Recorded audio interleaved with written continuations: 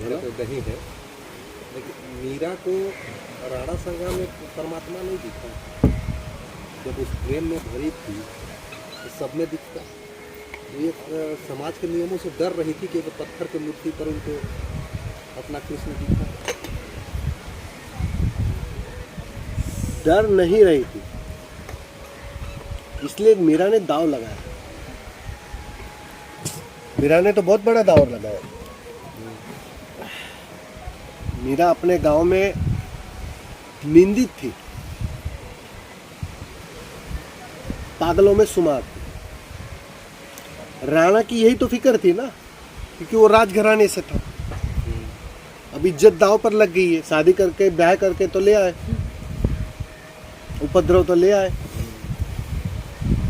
इसलिए कभी कभी देखो, पत्नी बुरी होती है तो भी उपद्रव होता है, और पत्नी सच में प्यारी होती है, धार्मिक होती है, प्रेमी होती है, आनंदित होती है तो भी उपद्रव होता है। पगलों की तरह रास्ते में कृष्ण को पुकारते पुकारते जाती थी। अब ये राजा के अहंकार को तो चोट पहुंचेगी। एक साधारण व्यक्ति होता तो चला लेता। राजस्थान, वो भी राजस्थान, मारवाड़ियों का। घूंघट में डाल के रखना। घूंघट में रहने वाली स्त्री मस्ती से खुले में नाचती गाती कृष्ण को पुकारती पुकारती जाती है। उसको राणा संगा में भी तो दिखा होगा ऑलरेडी। तब तक की कोई चर्चा नहीं है, लेकिन वो दिखेगा ही। जब वो खो गई तो उसके अलावा कुछ दिखेगा नहीं।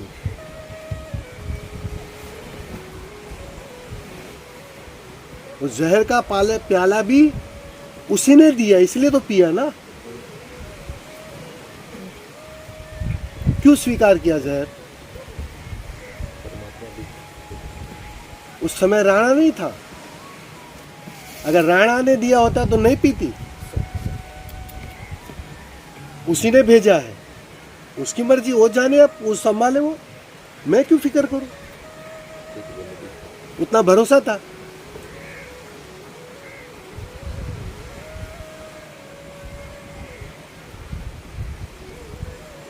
लेकिन यह भरोसा भी तो बहुत उच्च तल की बात हो जाती है ना।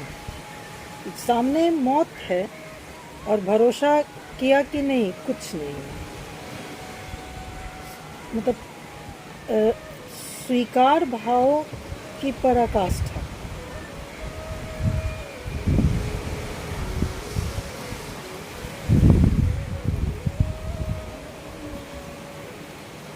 क्या कहा मैंने?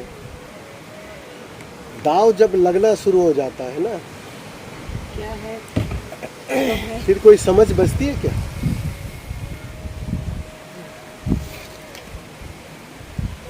बस जब मिट ही जाना है, खो ही जाना है, मिटने की ही तैयारी है, तो दाव लगता है पूरा। फिर वो फिक्र नहीं होती है कि क्या होगा, ये जहर होगा तो क्या होगा। ये चिंता कौन करता है? वो तो बुद्धि करती है, समझदारी करती है। और प्रेम समझदारी जानता नहीं है, इसलिए तो यहाँ वहां फंस जाता है बेचारा।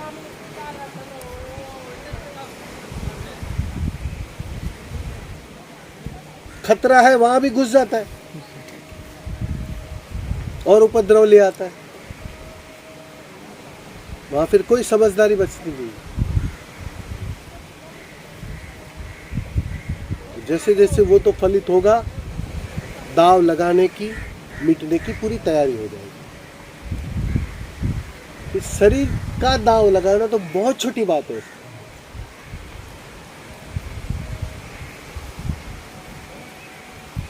इसलिए आपने एक मजे की बात देखी, जैनों के 24 तीर्थंकर क्षत्रिय, बुद्ध क्षत्रिय, मीरा भी क्षत्रिय। एक आदमी बनिए के घर से नहीं आया। ये कॉन्सिडेंस हो नहीं सकता। हजारों साल का डिफरेंस था सभी के बीच में, लेकिन सभी क्षत्रिय। एक आध बनिया आता ना तो समझ में भी आता था बात। भैया बनिया हिसाबी किताबी, सोच समझ कर दाव लगाने वाला। बनिया का मतलब ही इतना है, जो हिसाबी किताबी है, जो घाटा फायदा सोचता है कि भाई इसके लिए मरना है क्या, रहने दो भाई, थोड़ा ज़्यादा जी लेंगे। और क्षत्रिय का स्वभाव क्या है? हर पल तैयार, या तो काटने को या तो कटने को। उसी का नाम क्षत्रिय है। जैसे ही तुम उस क्षत्रिय के तल पर आ जाते हो ना, तब घटना आसानी से घट जाएगी। मतलब दाव अब पूरा लग जाएगा 100%, या तो मार डालूंगा या तो मर जाऊंगा।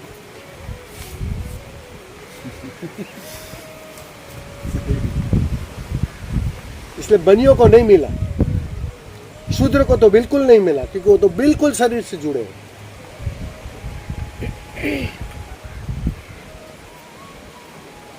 दाव लगाया क्षत्रिय, तब बात बनी। प्रेम तुम्हें क्षत्रिय बनने के लिए तैयार करता है।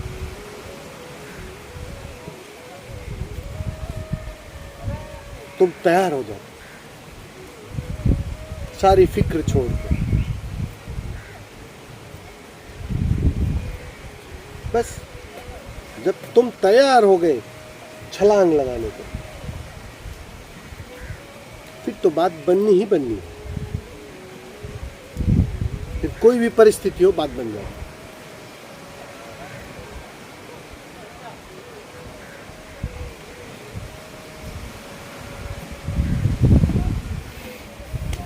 कॉन्फिडेंस कोई दूसरा क्यों नहीं निकला? एक आध तो निकलना चाहिए था। सब क्षत्रिय। उसका अर्थ ही इतना है कि जो दाव लगाने को तैयार, उसकी बात आसानी से बन जाती।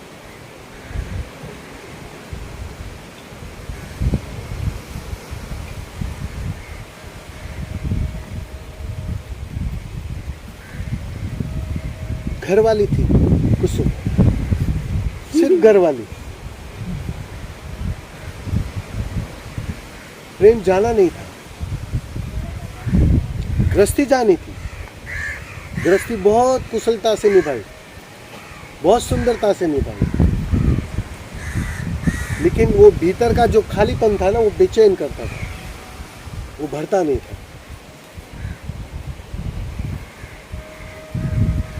प्रेम का स्वाद लिया, बस। वो ग्रस्त कुसुम कहाँ चली गई पता नहीं। वो बच्ची खिलने लगी, मस्त होने लगी, दाव लगाने लगी।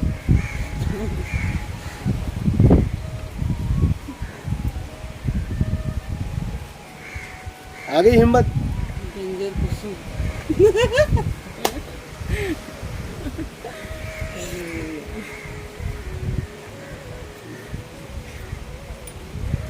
बता देगा, वही तो तुम्हारी ताकत है। दाव लगाने की क्षमता ही तुम्हारी ताकत है। गुरु थोड़ी पहुंचाता है, गुरु तो तुम्हें तैयार करता है। कहूंगा इस छत से छलांग लगाओ, तुमको कहे नहीं नहीं नहीं। गुरु बस प्रेरित करता है कि लगाओ, मैं बैठा हूं, लगाओ। सानिध्य में ही हुआ। उसके सानिध्य में बस वो प्रेरणा दे रहा, वो नीचे से चिल्ला ही रहा है, खाली बात खुद ही मारो, मैं पकड़ूंगा, चिंता मत करो। हालांकि वो पकड़ता नहीं है, वो तो हट जाता है, भरोसा है सब। ठीक से गिरने देता है। भरोसा इतना है कि बस सोचना बस एक दिन तुम तैयार हो जाते हो, एक दिन तुम सच में उसकी बातों में आ जाते हो और छलांग लगा देते हो और बात बन जाती है।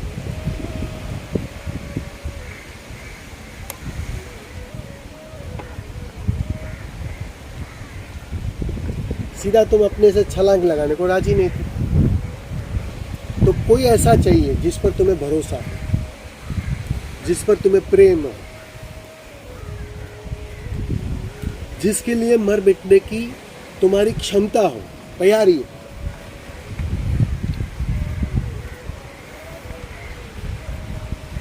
फिर उसके वचन मूल्यवान हो जाते हैं, उसकी आज्ञा मूल्यवान हो जाती है, फिर अपने को रोक नहीं पाती है।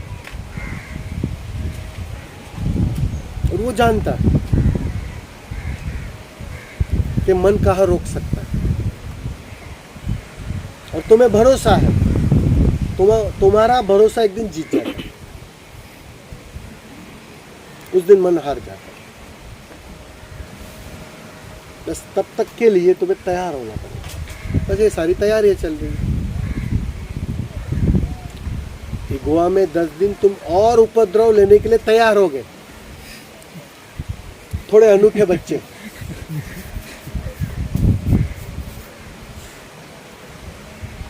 जितना उपद्रवी थे और हो गए। थोड़े ज्यादा उपद्रवी हो गए, और कुछ नहीं। यहाँ से यही लेकर जाओगे, कोई पूछेगा यहाँ से क्या सीख कर आए, बस थोड़ा ज्यादा उपद्रव, और क्या। सीधे बात क्या क्या हुआ है ना? बताओ। समझू।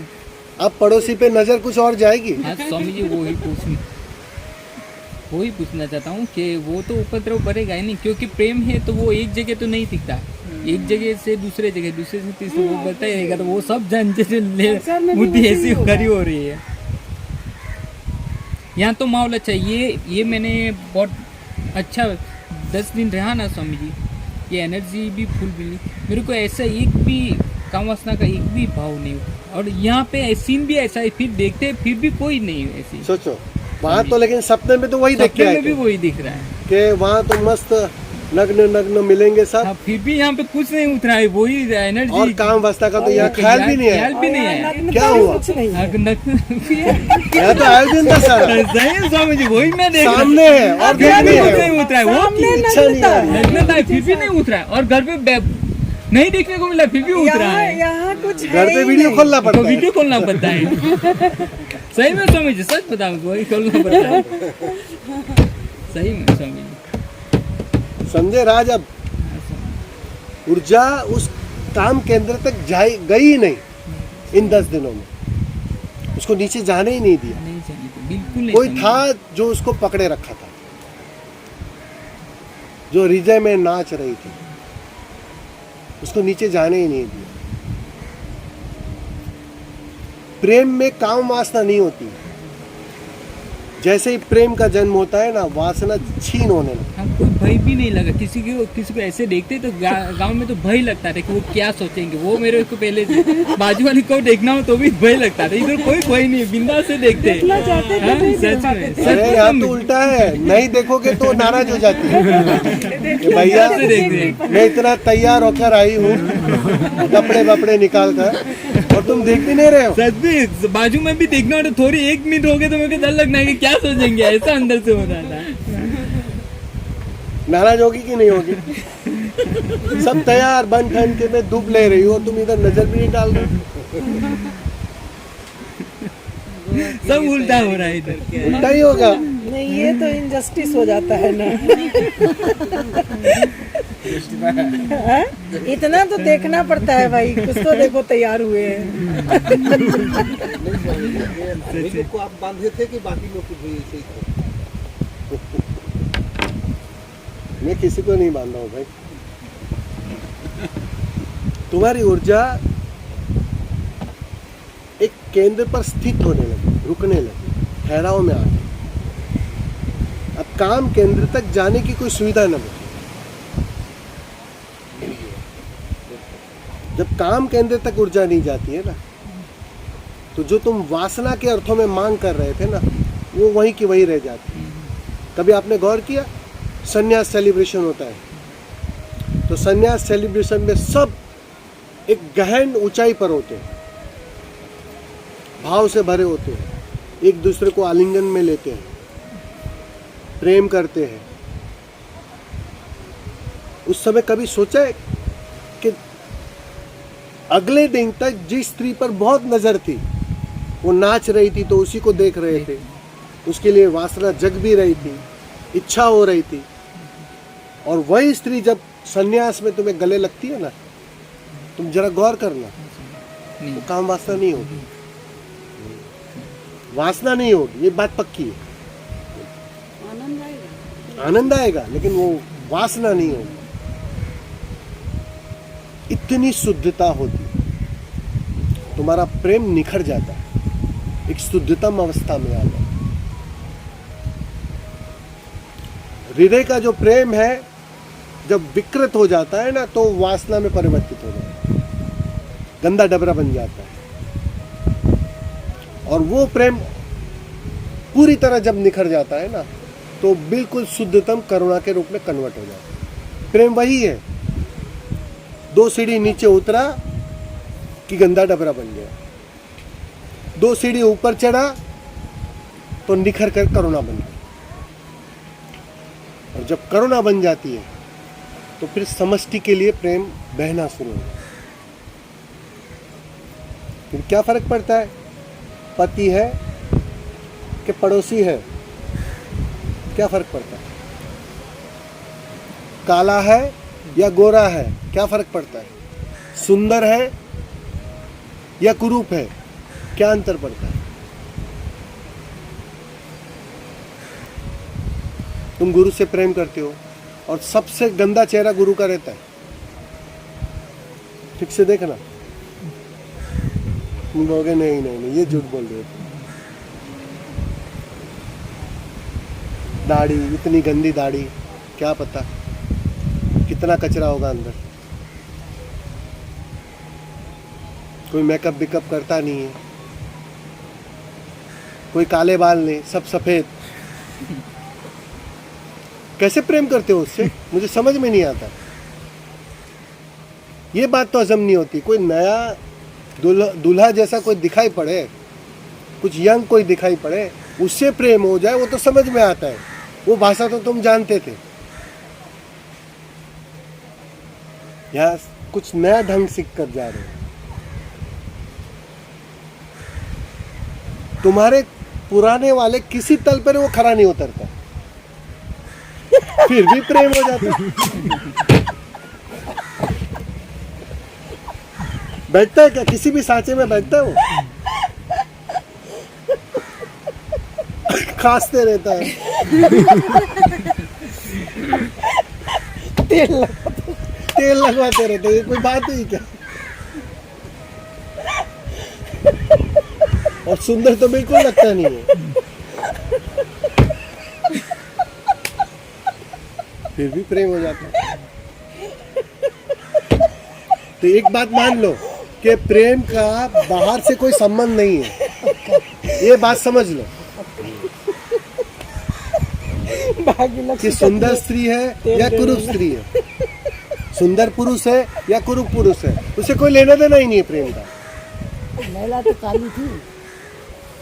हाँ, यही तो बोला ना कि इस लैला में तुम्हें क्या दिख रहा है। वो राजा बोल रहा है कि भाई तेरे को तो इससे कई सुंदर लड़कियां। बोलता है कि लैला को देखने के लिए मजनू की आंख चाहिए, बस मैंने तुम्हें मजनू की आंख दे दी, यहाँ वही मिली तुम्हें। भाग्य लक्ष्मी कहती जरा तेल दे देना, जैसे कि आप शनि महाराज हो।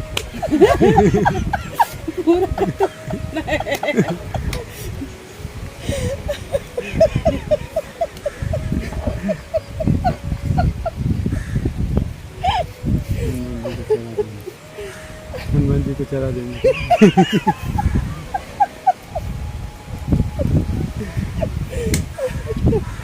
क्या बात है।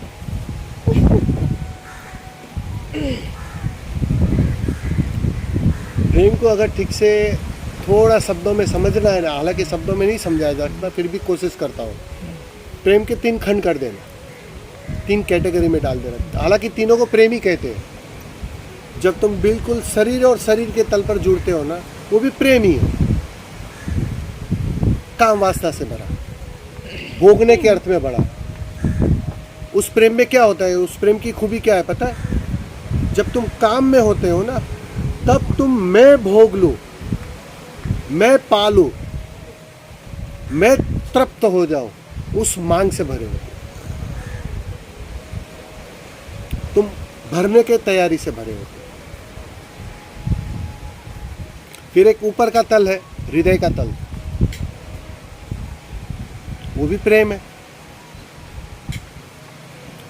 पहली बार जैसे ही तुम हृदय पर आते हो तो तुम पहले बांटना शुरू करते हो, तुम देना शुरू करते हो।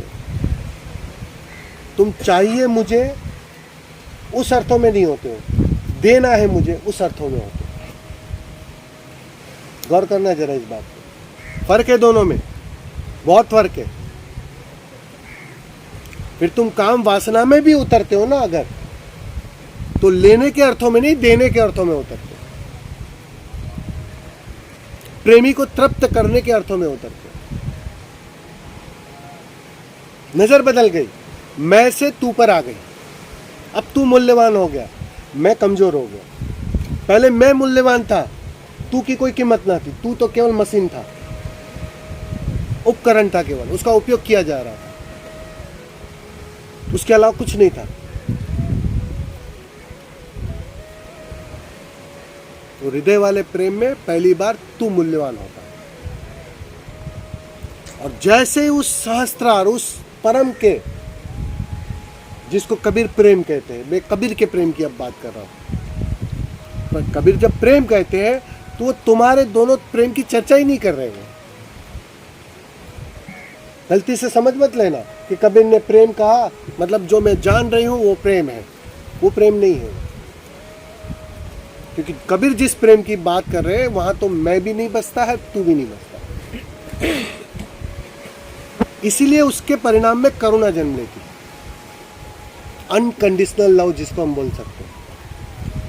कोई कंडीशन नहीं है, सामने है कोई या नहीं है। महावीर से निकल रहा था प्रेम, सामने कोई व्यक्ति था या नहीं था उससे भी कोई फर्क नहीं पड़ता। ये पेड़ पौधे ले लेते थे, उसको बांट देते थे, पशु पक्षी बैठे थे उसको बांट देते थे, कोई अंतर नहीं पड़ता है। सामने कोई है या नहीं, तू का कोई मूल्य ही नहीं रहा, मैं का कोई मूल्य नहीं। वो शुद्धतम प्रेम, सिर्फ करुणा बसती है वो, अनन्य, और समष्टि के लिए रहती है वापस। ऐसा नहीं कि उसका दायरा होता है कि ये मेरे वाले है तो उसको मैं दूंगा, नहीं भी रह सकते। ये मेरा वाला नहीं है तो नहीं जाएगा, ऐसा हो ही नहीं सकता। तो ना खुला आकाश है, उसमें सब समा जाता है। इसलिए हम कहते हैं ना सन्यासी घर छोड़कर जाता है, गलत है ये चर्चा, गलत है ये बात। सन्यासी का घर बड़ा हो जाता है। अब वो छोटे दायरे में कुएं में रहने को तैयार नहीं कि अब मैं ये कुएं में नहीं रहूंगा, अब तो ये सागर मेरा घर है। घर बड़ा हो जाता है, फैल जाता है। बस ऐसा ही है, वैसा ही तुम्हारा प्रेम फैल जाएगा सागर की तरह। अब कुएं की तरह नहीं रहेगा कि पत्नी है बच्चे हैं तो ही दूंगा मैं। हालांकि दोगे उसे तुम, उसका अर्थ ये नहीं है, लेकिन वो मेरे वाले जो है ना, मेरे, वो मेरा हट गया, मेरा कहीं तिरोहित हो गया। प्रेम है, अतिरेक है, वो बहेगा बाढ़ की तरह, सब उसका लाभ उठाएंगे, जो भी करीब आएगा उसका लाभ उठाएगा। वो है करुणा। तो ये तीन कैटेगरी को अगर ठीक से समझ लोगे ना तो तुम्हें अपनी अवस्था समझने में आसानी हो जाएगी, समझ में आ जाएगी कि मैं किसी से मांग के अर्थों में प्रेम कर रही हूँ तो पक्का जान लेना कि अभी भी शरीर के तल का प्रेम है। मैं किसी को देने के अर्थों में, तू के अर्थों में प्रेम कर रही हूँ क्योंकि पर्टिकुलर लड़की को मैं दे रहा हूँ या पर्टिकुलर लड़के को मैं दे रहा हूँ, सबको तो नहीं दे रहा हूँ, तो वो दूसरे तल वाला प्रेम है। और जब आखिरी होगी बात तब सामने वाला मूल्यवान नहीं रहेगा, वो बचेगा ही नहीं, दो बचेंगे ही नहीं। वो अद्वैत का परिणाम है।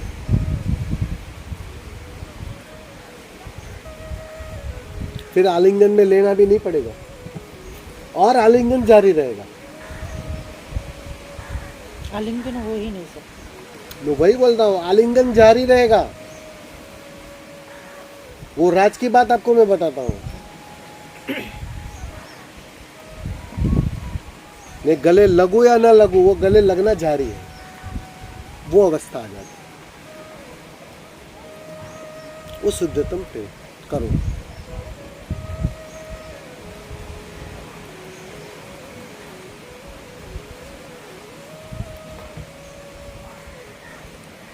चलो 2 बज गए। सबसे सुंदर लास्ट